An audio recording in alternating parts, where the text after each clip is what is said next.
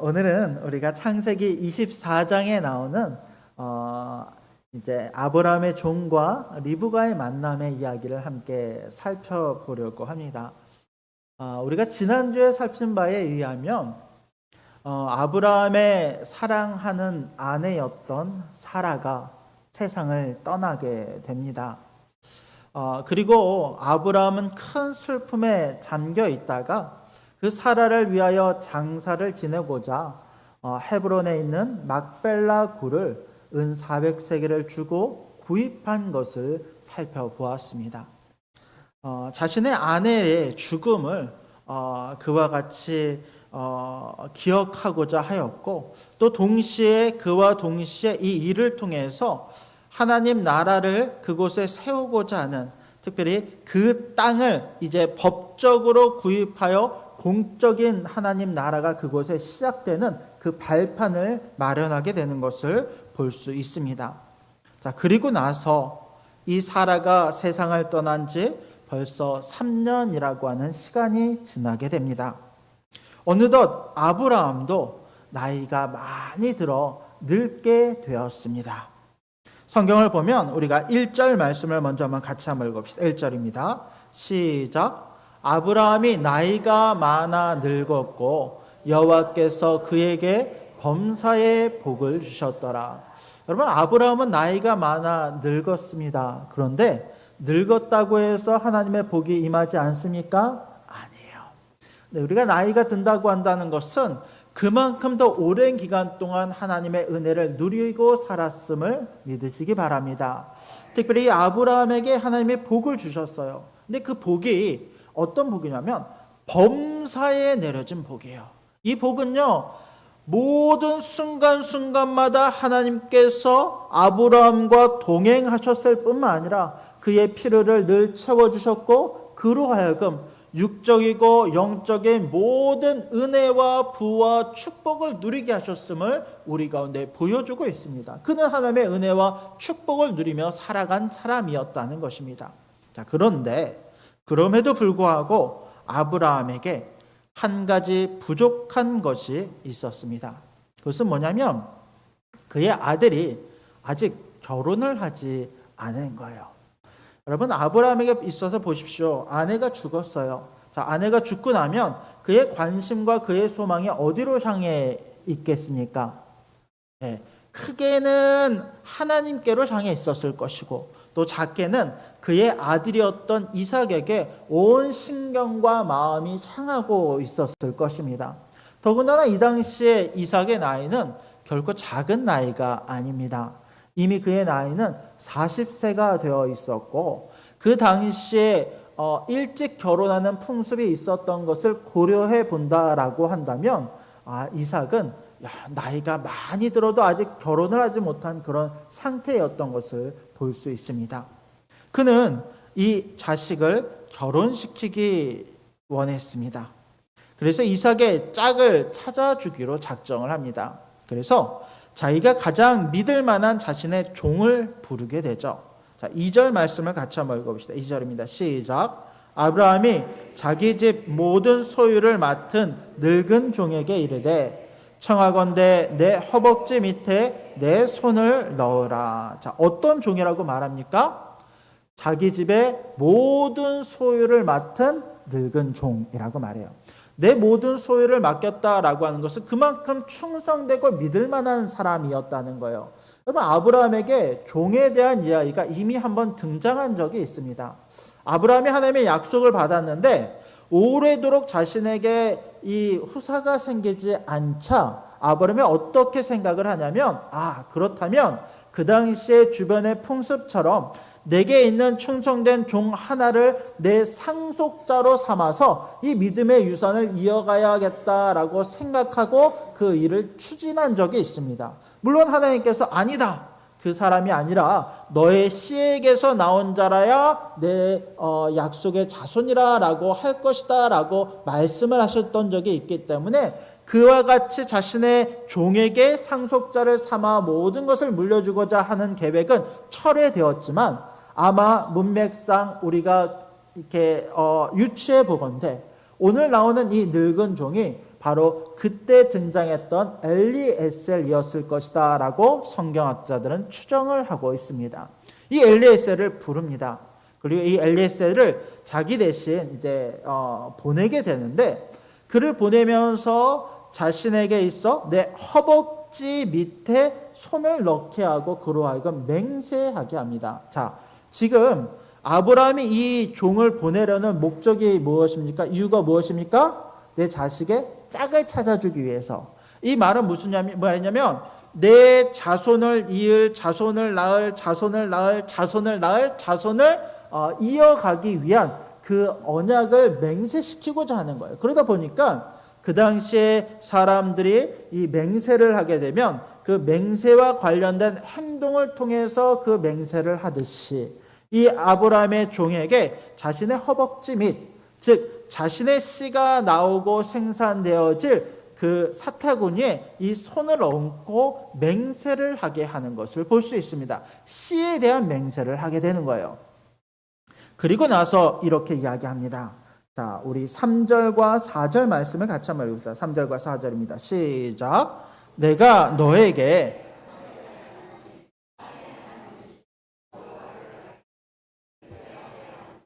너는 내가 거주하는 이 지방 가나안 족속의 딸 중에서 내 아들을 위하여 아내를 택하지 말고 내 고향 내 족속에게로 가서 내 아들 이삭을 위하여 아내를 택하라. 자, 먼저 이렇게 할게요. 하늘의 하나님, 땅의 하나님, 그리고 여호와. 세 가지 하나님의 이름을 언급을 합니다. 이 말은 뭐냐면 이제 아브라함에게서 중요한 것은 뭐냐면 하나님 주권의 삶이 가장 중요해요. 맹세를 할 때 하늘의 하나님, 땅의 하나님, 여호와를 가리켜 맹세하게 합니다. 절대자이신 하나님의 이름을 놓고 맹세하는 거예요. 자, 네가 가라.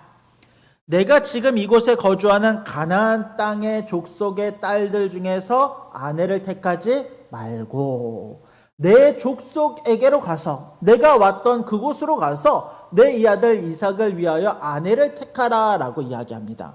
여러분, 아브라함이 왜 가나안 땅이 아니라 내 고향으로 가서 이 딸을 택하라 라고 이야기를 했습니까?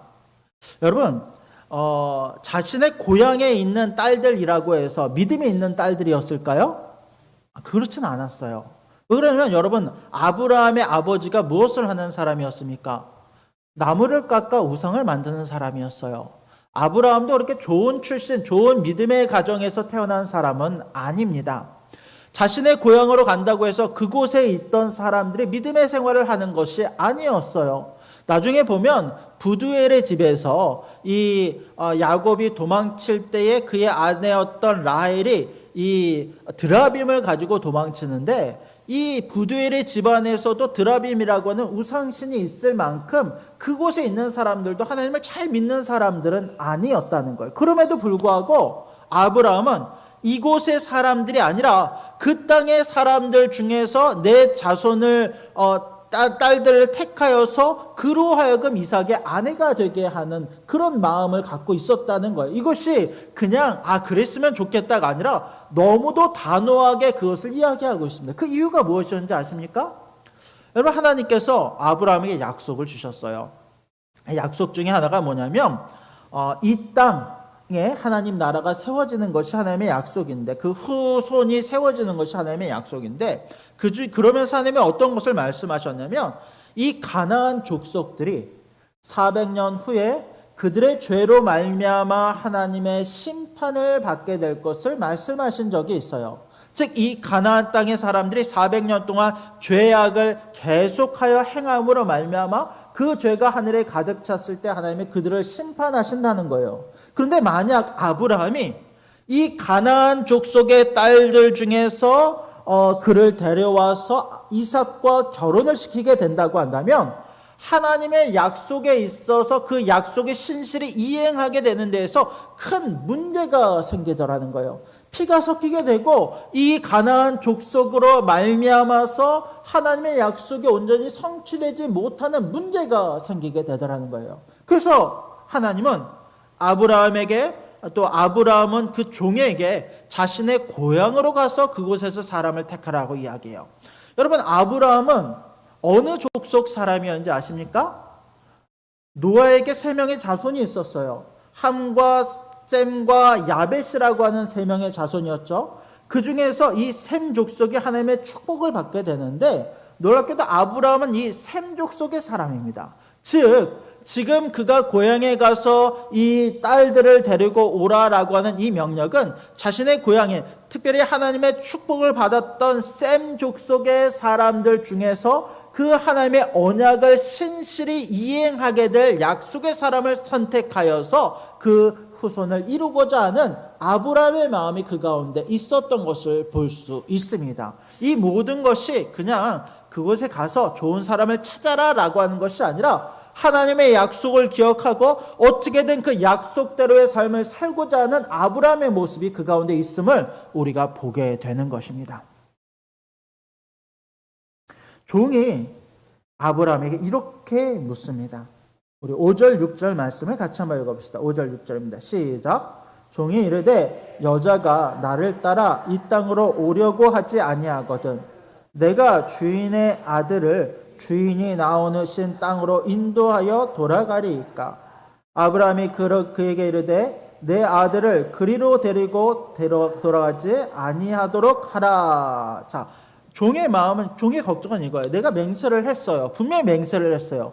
근데 만약에 내가 그곳에 갔는데 그곳의 딸들 중에서 좋은 사람을 만났는데 그 사람이 이곳에 와서 이삭과 결혼하지 않는다고 한다면, 그렇다면 내가 이삭을 데리고 가서 그곳에서 결혼을 시키고 그것을 살게 해도 괜찮겠습니까? 라고 반문하고 있는 거예요.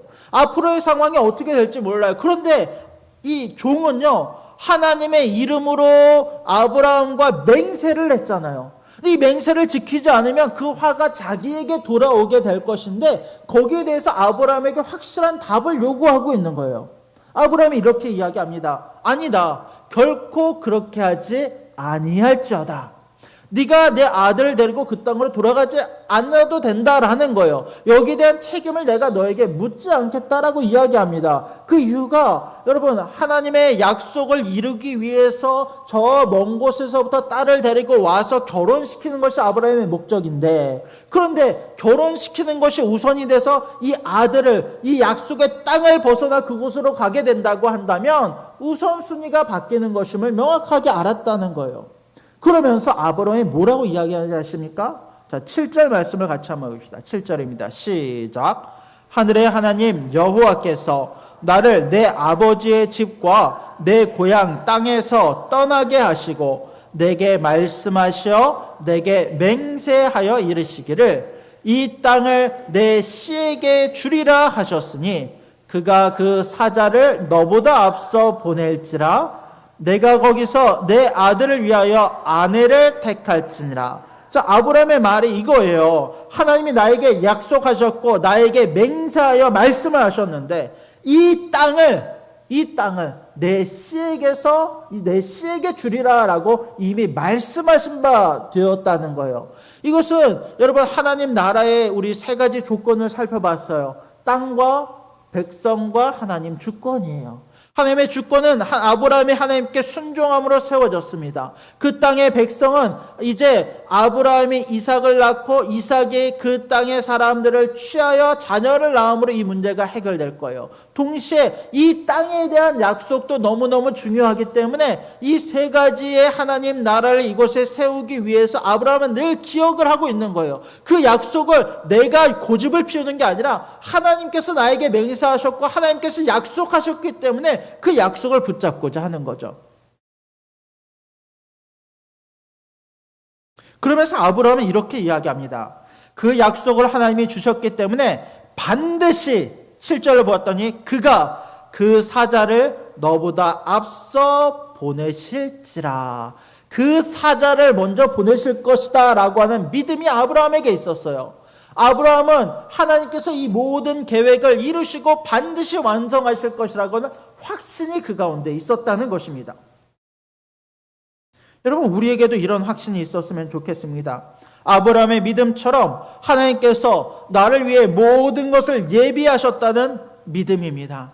하나님께서 내 삶에 개입하셔서 내가 알지 못하는 그 순간까지도 하나님의 놀라운 일들이 나를 통해 이루어지고 있음을 여러분 믿으시고 확신하시기 바랍니다. 그렇다고 한다면 이제 내가 그 확신에 맞는 삶을 살아가야죠. 하나님 내가 믿습니다 라고 믿었지만 내가 그를 믿지 않는 삶을 살아간다고 하면 그만큼 문제가 있지 않겠습니까? 내가 하나님께 기도했어요. 하나님 비가 내리지 않게 해주세요. 열심히 기도를 합니다. 근데 바깥에 나갈 땐 우산을 챙겨갖고 가요. 이 믿음의 행동이 아니죠. 내가 이렇게 기도했으면 우산을 갖고 나가지 않는 거예요. 그게 이제 믿음의 행동인 거예요. 종은 아브라함의 이 명령을 받고 순종하여 믿음의 여정을 떠나기 시작합니다. 그는 낙타 10마리와 각종 귀한 예물을 가지고 길을 떠납니다. 약 한 달이 넘는 시간이 걸려서 그는 저녁 무렵에 나홀의 성에 도착했다라고 이야기합니다. 자, 그런데 그가 그곳에 도착하자마자 제일 먼저 한 것이 무엇인지 아십니까? 기도를 합니다. 아마 이 종의 마음에는 큰 부담감이 있었을 거예요. 그의 주인의 종의 아내를 찾아주기 위해서 먼 길을 떠나왔지만 과연 이 일이 그 가운데 일어날지 그도 아무것도 확신하지 못하는 상태입니다. 이곳에서 주인의 종의 아들이기 때문에 주인의 아들이기 때문에 그가 생각할 때는 아름답고 지혜롭고 건강하고 모든 아브라함의 유산을 이어갈 수 있을 만한 사람을 선택해야 돼요. 근데 그런 사람을 찾기 쉽겠습니까? 어떤 사람이 그 사람인지 이 종이 어떻게 확신할 수 있습니까? 두 명의 여인이 나오면 오른쪽 여인인지 왼쪽 여인인지 어떻게 알 수 있겠습니까? 그래서 여기에 대한 확신을 갖고 싶은 거예요. 이 종이 하나님께 기도하기 시작합니다. 그런데 그 기도는 우리가 보통 하는 기도와는 조금 달랐습니다. 그는 어떤 조건을 따질 수 없기 때문에 하나님 앞에 온전히 모든 것을 맡기는 기도를 하기 시작합니다. 우리 12절부터 14절까지 말씀을 우리 한번 생각하면서 같이 읽기 원합니다. 읽겠습니다. 시작. 그가 이르되 우리 주인 아브라함의 하나님 여호와여 원하건대 오늘 나에게 순조롭게 만나게 하사 내 주인 아브라함에게 큰 은혜를 베푸시옵소서. 성중 사람의 딸들이 물 기르러 나오겠사오니 내가 우물 곁에 서 있다가 한 소녀에게 이르기를 청하건대 너는 물동이를 기울여 나로 마시게 하라 하리니 그의 대답이 마시라 내가 당신의 낙타에게도 마시게 하리라 하면 그는 주께서 주인 종의 이삭을 위하여 정하신 자라 이로 말미암아 주께서 내 주인에게 은혜 베푸심을 내가 알겠나이다. 자, 이렇게 기도해요. 하나님 나로 오늘 이 재밌죠? 오늘 나로 순조롭게 만나게 하소서. 내 주인 아브라함에게 은혜를 베풀어 주시옵소서. 그러면서 그는 특별한 기도를 하기 시작하는데 이렇게 기도해요. 자, 오늘 내가 이 우물가에 왔는데 우물가에 여인들이 물 기르러 올 때 내가 그 여인에게 물을 조금 달라라고 요청을 하겠습니다. 그런데 그 요청을 받은 여인이 나에게 물을 줄 뿐만 아니라 내 낙타에게도 그 여인이 물을 주게 된다라고 한다면 그가 주께서 주의 종 이삭을 위하여 정하신 자라 확신하겠습니다. 굉장히 특별한 기도죠. 하나님 만약에 이와 같이 하신다면 내가 그것이 하나님의 응답인 줄 알겠나이다. 여러분 이 기도를 누가 하냐면 나중에 보면요 기도원이 이런 기도를 합니다. 하나님 나를 하나님의 사람으로 부르신 것에 대한 확신을 내가 알고 싶습니다. 내가 밤중에 밤새 기다렸다가 아침에 새벽에 양털에 이슬이 맺히면 이것이 하나님의 뜻인 줄 알겠습니다. 또 그 다음 날에는 애매하니까 이 양털에 이슬이 맺히지 아니하면 하나님의 뜻인 줄 알겠습니다 라고 하는 두 가지의 조건을 통해서 하나님의 뜻을 묻고 하나님을 확신한 적이 있어요. 오늘 아브라함의 종도 마찬가지입니다. 그가 한 여인을 만나게 될 것과 그 여인이 특정한 행동을 하면 그것으로 말미암아 내가 하나님의 뜻하신 것, 정하신 사람인 줄로 내가 확신하겠습니다 라고 그렇게 기도하고 있는 거예요. 여러분, 우리 이제 그 청년들에게 이제 배우자에 대한 기도를 하게 할 때가 있습니다. 그때 늘 이야기하는 게 뭐냐면 배우자를 위한 기도를 먼저 정해놓으라라고 이야기를 해요. 갑자기 내 마음에 호감이 드는 사람이 왔을 때 이 사람의 마음은요 헷갈려요. 그러니까 이 사람이 하나님의 뜻하신 사람인지 아닌지 그때 감정에 따라 달라지고 내 마음 상태에 따라서 달라져서 이 사람이 진짜 내 마음에 먼저 감정이 찾아오고 나면 이 사람이 맞는지 틀린지를 분별할 수 있는 능력이 없어요. 하나님이 택하신 사람이 아니라고 할지라도 내가 순간적인 감정으로 잘못된 선택을 하게 될 수도 있다라는 거예요. 그래서 청년들에게 늘 그렇게 이야기합니다. 배우자를 위한 기도 제목을 먼저 만들어라. 1번부터 5번까지 첫 번째, 하나님 이런 사람을 만나게 하시고 이런 사람을 만나게 하십시오. 만약에 그와 같은 사람이 기도 제목에 맞는 사람이 나온다고 한다면 내가 그 사람이 하나님이 정하신 사람인 줄로 분명히 확신하겠습니다 라고 기도하는 거예요. 여러분, 저도 그렇게 기도를 했습니다. 저 때는 이제 목사님이 항상 이제 청년들에게 그런 기도를 시키셨기 때문에 저도 기도 제목을 5가지를 이렇게 만들어 놨어요. 그리고 그 기도 제목에 맞는 사람을 놓고 만나게 해달라고 기도하기 시작했습니다. 그런데 나이가 한 살 한 살 들어가는데 그와 같은 사람들이 나타나지 않는 거예요. 24, 25, 26, 저는 한 27이면 결혼할 줄 알았거든요. 근데 27, 28이 돼도요, 그와 같은 사람이 나타나지 않아요. 제가 눈이 높았던 것일까요? 호감이 갖는 사람이 있어도 이 기도 제목에 맞는 사람, 그러니까 내가 확신하는 사람이 나오지 않아요. 그러니까 어떻게 되냐면, 이게 아닌가? 내가 너무 욕심 많은 사람을 구하고 있는 것인가? 그러면 그냥 이런 어떤 기도 제목들 말고 그냥 내 마음에 드는 사람을 만나면 되지 않은가? 그런 생각이 들기 시작하는 거예요. 그러다가 아내를 만났어요. 아내와 이야기를 하는 중에 배우자에 대한 이야기를 하게 되었는데, 그때는 이제 교제하기 전에 자연스럽게 만나서 그런 이야기들을 하게 됐는데, 아내가 이야기하는 기도의 제목과 제가 이야기하는 기도의 제목이 정확하게 맞는 거예요. 근데 그때 진짜 보통 그런 사람을 만나면 머릿속에 종이 울린다라고 하잖아요. 근데 그때 너무 확신이 드는 거예요.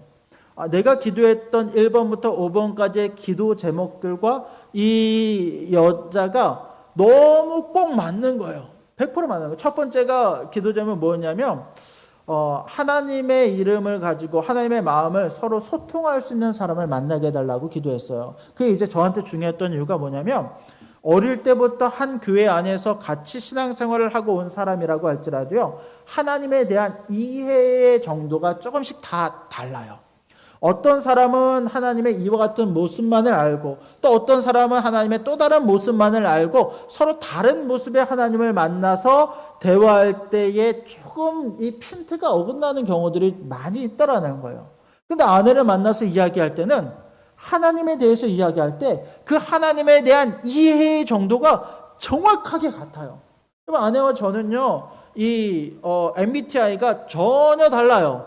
성향이 완전히 다르다는 거예요. 근데 그럼에도 불구하고 하나님을 바라보고 그 하나님 안에서의 소통함이 너무너무 즐거워서 그것으로 인해서 하나님이 만드신, 하나님이 예비하신 짝인지를 확신하게 되는 거예요. 이 종이 꼭 그와 같았습니다. 이와 같은 여인을 만나면 그가 하나님이 예비하신 자인 줄로 내가 확신하겠습니다 라고 고백하는 거예요. 그런데 놀라운 일이 벌어지죠. 우리 15절 말씀을 같이 한번 읽어볼까요? 15절입니다. 시작. 말을 마치기도 전에 리브가가 물동이를 어깨에 메고 나오니 그는 아브라함의 동생 나홀의 아내 밀가의 아들 부두엘의 소생이라. 자, 하나님의 응답이 바로 이루어져요. 근데 그 표현이 어떤 표현이 등장하냐면 그가 말을 마치기도 전에, 그 기도가 끝나기도 전에. 여러분, 하나님의 기도 응답이 언제 우리 가운데 이루어지는지 아십니까? 그러니까 우리는 기도를 하고 한참 기다리면 그 기도 응답이 우리 가운데 이루어진다라고 생각하지만 우리가 기도를 시작하는 그 순간 이미 하나님께서 하나님의 사자를 준비하셔서 그 기도에 대한 응답을 우리 가운데 주신다는 거예요. 물론 하나님의 때가 있어요. 하나님의 때가 있을 때 우리 가운데 그 때에 맞게끔 주십니다. 우리가 하나님이 보시기에 가장 좋을 그 때에 우리 가운데 주셔요. 그러나 그 기도의 응답은 비록 그 때가 나중에 이루어질지라도 그 기도의 응답은 우리가 기도하는 그 즉시 이미 우리 가운데 이루어진 줄로 믿으시기 바랍니다. 그가 말을 마치기도 전에 그에게 한 여인이 물을 길러 우물가에 나옵니다. 이 여인을 소개하면서 뭐라고 소개하냐면 그는 아브라함의 동생 나홀의 아내 밀가의 아들 부두엘의 소생이다라고 이야기하면서 좀 복잡하게 이제 이 소개를 합니다만 이삭에게 있어서는 그 사촌 조카가 되는 그런 어떤 관계입니다. 그러니까 아브라함의 집안의 사람이요, 멀지 않은 가장 가까운 친척 중에 한 사람입니다. 그 여인이 그 여자가 우물가로 나왔어요.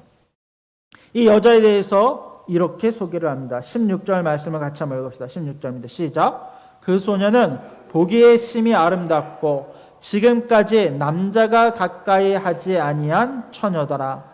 그가 우물로 내려가서 물을 그 물동이에 채워가지고 올라오는지라. 그 소녀는 보기에 심히 아름다운지라. 여러분, 성경을 보면 아름답다라는 표현이 종종 등장합니다만 오늘 이 리브가의 모습을 보면요, 이 리브가는요 정말로 하나님 보시기에 이삭이 맞이하기에 정말 좋은 아내였음을 우리가 보게 됩니다. 그는 아름다웠을 뿐만 아니라 뒤에 보면요 굉장히 지혜롭고요, 또 남을 돕고 배려하는 마음이 그 가운데 있었을 뿐만 아니라 나중에 보면 심도 세요.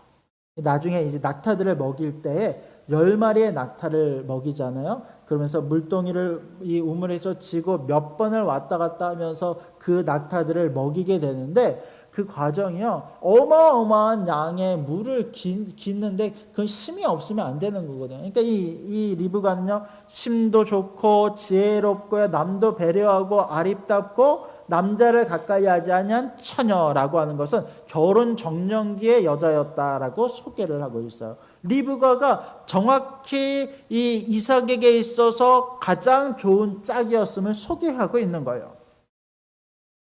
종이 이렇게 말합니다. 내 물동이의 물을 내게 달라. 여러분, 이 여인이 낯선 사람에게 흔쾌히 그 물을 내어줍니다. 마시소서라고 하며 물을 내어줍니다. 그런데 놀랍게도 이어서 이렇게 이야기합니다. 당신의 낙타를 위하여서도 물을 길어 그것들로 배불리 마시게 하리이다. 이건 진짜 마치 짠 것 같이 완벽합니다. 아브라함의 종이 했던 기도의 제목 그대로 100% 완벽하게 이루어져 그 안에 모든 하나님의 신비와 비밀과 계획이 드러나고 있어요. 여러분, 어떻게 이런 일이 있을 수 있습니까? 어떻게 이런 말도 안 되는 일이 가능합니까? 하나님이 이 모든 일들을 행하신다는 거예요. 우리가 보기에 우연처럼 보이는 일이라고 할지라도 이것이 하나님의 계획 안에 있기 때문에 가능한 일입니다. 하나님의 놀라운 계획이 한 종의 기도를 통해서 그 가운데 완벽하게 이루어지고 있는 거예요. 기도의 제목이 그 가운데 완전히 이루어집니다. 이것보다 확실한 기도의 응답이 있을 수 있습니까? 이 모든 것을 경험한 아브라함의 종은 분명히 확신하게 되는 거예요. 아, 이 여인이구나. 이 여인이 하나님이 예비하신 짝이구나. 하나님께서 이 여인을 나에게 허락하셨구나. 그래서 그는 먼저 22절을 보면 이렇게 이야기합니다. 낙타가 마시기를 다음에 그가 반세겔 무게의 금 코걸이 한 개와 13겔 무게의 금 손목돌이 한 쌍을 그에게 주며, 자, 거침이 없어요. 그러니까 이때 당시는요, 아직 결혼에 대한 이야기가 주고받은 것도 아니에요. 자기가 어떤 목적으로 왔는지를 이야기하지도 않았어요. 근데 아브라함의 종에게 확신이 든 그 순간, 원래 이 이삭의 배우자가 될 여인에게 폐물로 주어야 할 그것을요, 내가 확신을 한 그 순간 앞뒤 가리지 않고 그것이 너무도 확실했기 때문에 미리 그것을, 이 많은 양의 폐물을 그 여인에게 준 것을 우리가 보게 됩니다. 그리고 나서 이 종은 하나님을 찬양합니다. 27절의 말씀, 우리 마지막 27절의 말씀을 같이 한번 읽어보겠습니다. 시작. 이르되 나의 주인 아브라함의 하나님 여호와를 찬송하나이다. 나의 주인에게 주의 사랑과 성실을 그치지 아니하셨사오며 여호와께서 길에서 나를 인도하사 내 주인의 동생 집에 이르게 하셨나이다 하니라. 자, 종의 고백을 보십시오. 그는 하나님을 찬송합니다. 하나님 여호와를 찬송하나이다. 나의 주인에게, 자, 하나님께서 주의 무엇과 무엇을, 사랑과 성실을 그치지 아니하셨으며, 이게 뭐냐면 하나님께서 나의 주인 아브라함을 사랑하셨고 그를 향한 계획을 이루실 하나님의 성실하심을 그 가운데 보이셨다라는 거예요. 그러면서 동시에 이렇게 이야기합니다. 여호와께서 나를, 길에서 나를 인도하사. 저는 이 말씀, 이 단어가 너무 좋더라고요. 길에서 나를 인도하사. 보통 이제 여호와께서 나를 인도하사라는 표현을 쓰는데, 길에서 나를 인도하사. 이 길이라는 표현이 저한테는 어떻게 들렸냐면, 나의 삶의 일상에서 내가 거쳐가는 모든 순간순간마다 하나님께서 나에게 응답하셨고 나를 인도하셨다라고 나는 들리는 거예요. 하나님께서 우리 삶의 매 순간 내가 호흡하는 그 모든 순간의 길 위에서 나에게 응답하시며 나를 인도하시는 분이심을 믿으시기 바랍니다. 여러분, 오늘 말씀은요, 아브라함의 종이 리브가를 찾는 말씀처럼 보입니다. 아브라함의 종이 배우자를 찾기 위해서 길을 떠났고 그 배우자를 놀라운 하나님의 인도하심 가운데 만나게 하신 놀라운 사건입니다. 물론 이 과정에서 우리가 어떤 배우자를 만나고 어떤 배우자를 찾아야 되는가도 함께 나누기는 했습니다만, 사실 오늘 이 말씀에는 그것보다 더 중요한 것이 있습니다. 여러분, 오늘 말씀의 주인공은 리브가가 아니에요. 리브가가 아니라 하나님이 오늘 말씀의 주인공입니다. 하나님께서 우리의 길 위에서 우리를 인도하시는 거예요. 우리가 기도를 통해서 만날 만한 자를 그 길 위에서 만나게 하시고 놀라운 기도의 응답을 우리가 그 길 위에서 하나님께 기도하였을 때 그 길 위에서의 기도를 하나님께서 들으시고 그 즉시 그 가운데 응답하여 주셨다라는 것입니다. 여러분, 우리는 길을 걷는 자들입니다. 우리의 인생길에는 여러 가지 삶의 모습이 있습니다. 밥을 먹고 직장을 가고 여행을 가고 여러 사람들을 만나며 우리의 삶을 살아갑니다. 그런데 이 모든 길 위에 우리가 인지하지 못하고 있을지라도 하나님께서 나의 길 위에서의 삶에 동행하고 계신다는 것입니다. 하나님께서는 주일 우리가 만나는 이곳 성전에도 우리 가운데 함께하고 계시지만 우리의 삶을 사는 모든 삶의 순간 가운데 주님께서 함께 하시며 그의 눈동자가 나를 지키시며 나에게 응답하여 주시는 분이심을 오늘 말씀을 통해 발견하는 은혜가 우리 가운데 있기를 원합니다. 오늘 아브라함의 종이 길 위에 놀라운 기적과도 같은 일을 경험했던 것처럼 우리가 우리의 길 위에서 놀라운 하나님의 계획을 날마다 경험하는 우리가 되기를 원합니다. 우리의 호흡 가운데 함께 하신 하나님, 우리가 숨쉬며 살아가는 모든 순간순간마다 함께 하시는 하나님이 날마다 우리 가운데 느껴지고 경험되어지기를 주님의 이름으로 간절히 축복합니다. 아멘. 기도하겠습니다.